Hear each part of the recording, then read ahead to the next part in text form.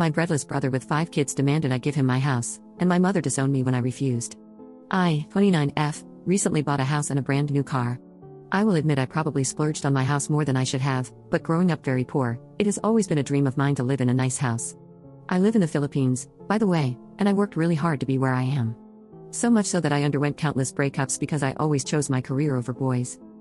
My brother, 25M, is currently jobless. He worked as a tourist guide before and can barely make ends meet. He now has 5 kids, and counting, as his wife announced a pregnancy recently. He messaged me on Facebook that there is something he wants to talk about, and I thought he wanted to name me the godmother of his incoming baby. I said sure and invited him to the house to get his approval on some things I modified for our parents. I gave him a tour, and he admired my house greatly, saying things like how excited he is to bring the kids to my house. I did not mind anything about it, as I thought he meant a visit, which I'm more than happy to host them for. Imagine my surprise when he finally sat me down and revealed what he wanted to talk about. He wants me to give him my house. I clarified whether he meant this house or the other house I bought for my parents, which I still lived in because my dream house was still going under some modifications. He said this house was big enough for his family, and I can go visit them anytime I like. He even offered that if I really wanted to live there, I could move into the maid's room and modify it for my personal use. I was shocked and could not speak as he thanked me over and over for the house. I finally asked him where the heck did that idea come from, and he said our mother told him I would give him my house. I, of course, corrected that, and this is where things went south. My brother repeatedly said since our mom said the house is his now, I cannot do anything but give in. I called my mother to tell her to back off, and lo and behold, my mother sided with my brother. To make this already long story short, my whole family has cut me off, and my parents disown me until I give my brother my house. My father has been brought to the hospital over this fight, and now I feel really bad. The guy I'm seeing now said to just give the house to my brother, and he'll help me buy another. Am I being unreasonable here? I don't feel like I am. Update 1.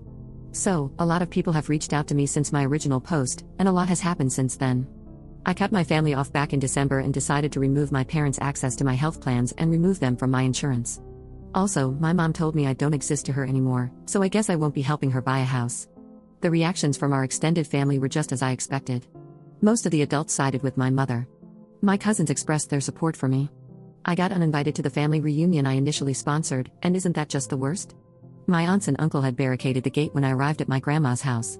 I won't expand on this anymore because this still hurts until now. My mother also sued me for selling the first house back in January. It did not reach the higher courts, and I won. Public perception of me got worse, though. She and my brother took this defeat to twist the sympathy in their favor. They posted on social media about how I am an ungrateful daughter and I owe them for everything I have. They also blamed me for my father's passing. Yes, he passed away. I didn't even get to attend the funeral because I'm banned. When this happened, I almost gave in and signed the papers to give the house to my brother. I blamed myself and believed them, that my selfishness deleted my father. At this point, my boyfriend convinced me to take a break from work and talk to a professional. I did just that, and I'm only now realizing how messed up the way they raised me was. I can't believe it took internet strangers to realize something is wrong with how they treated me. To be honest, I almost decided not to post an update. It was last month when my therapist suggested I should do it because this is where my breaking off from them started. On the bright side, I saw how much my fiancé's family really likes me because of this ordeal. I thought they were just being nice.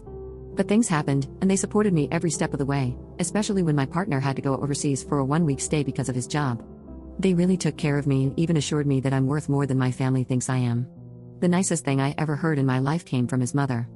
Anyway, on July 21st, my father's birthday, my mother reached out to me. She explained to me that she understood she had no right to ban me from his funeral, but at the time, all she could think about was how I cut them off from my health plans, rendering them incapable of supporting my father's hospitalization. I did not realize this, and we cried for hours. She said she still blames me, though, and doesn't think she can forgive me. I think I understand her. My therapist told me that thinking of what ifs is counterproductive, but still, if I could go back in time, I would help them with this. My brother won't talk to me, and that's fine. The feeling is very much mutual.